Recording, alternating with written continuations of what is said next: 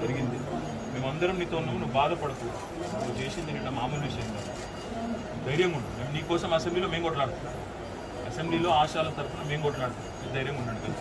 అర్థమైందా? టెన్షన్ పడదు. నీ పిల్లలకు కూడా నేను కలిసి ధైర్యం చెప్తాను. ఇక్కడ మోత్కూరా వాళ్ళకు జగదీష్ రెడ్డి సార్ పోయి ధైర్యం చెప్పొస్తాడు. కావాలంటే అవసరం ఇంటికాడికి కూడా పోయిస్తాడు. తుమ్మతుర్తి తెలుసు, ఆయనది అక్కడనే కదా. సార్ది నాగారం. ఇందుకే సారింటికి అవసరమైతే ఇంటికాడి దాకా పోయిస్తాడు అంటున్నా నీకోసం. సార్ పడిపోతుంది సార్, రావాలనే పరిస్థితులు ఉన్నాను. బయట ఉన్నా ఏడుపు, ఒకటే ఏడుపున్నా. నువ్వేం చేస్తున్నావు? మూడు పని చేస్తాను, గ్రాండ్ పని. గంట సేపు మీ ఫ్యామిలీ మీరు మాట్లాడుకోరి. ఈడ ఓకే అనుకుంటే ఈడ, లేదంటే